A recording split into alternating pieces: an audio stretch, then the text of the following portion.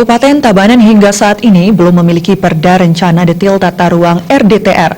Padahal keberadaan perda RDTR sangat penting untuk meningkatkan investasi di daerah itu yang nantinya bisa menjadi sumber pendapatan asli daerah bagi Tabanan. Keberadaan RDTR akan memberikan kepastian hukum bagi investor.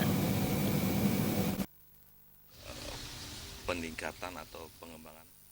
Tokoh masyarakat Tabanan, Dewa Putu Susila mengatakan, ketiadaan rencana detail tata ruang yang lebih dikenal dengan sebutan perda zonasi merupakan salah satu hal penting dalam penetapan Ranperda Kabupaten Tabanan tentang pencegahan dan peningkatan kualitas terhadap perumahan kumuh dan pemukiman kumuh. RDTR mengatur penilaian kepadatan bangunan. Pihaknya pun mendesak eksekutif cepat merampungkan draft RDTR. RDTR juga menjadi hal penting untuk mengundang investor menanamkan investasi di daerah. Dewa Putu Susila menambahkan dengan perda RDTR, pembangunan nantinya dapat terencana dengan baik sesuai lokasi dan potensi yang dimiliki. Kami mendesak atau menghimbau kepada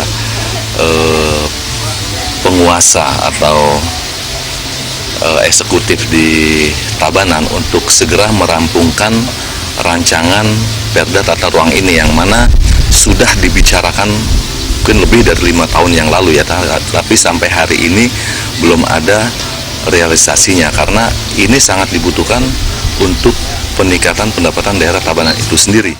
Jika Tabanan tidak kunjung memiliki RDTR, maka pembangunan di Tabanan dikhawatirkan akan semakin semrawut. Dewa Putu Susila menambahkan jika kendala masih melanda, pihak eksekutif bisa berkomunikasi secara intens dengan legislatif sehingga perda RDTR bisa segera dirampungkan demi kemajuan dan kesejahteraan masyarakat Tabanan.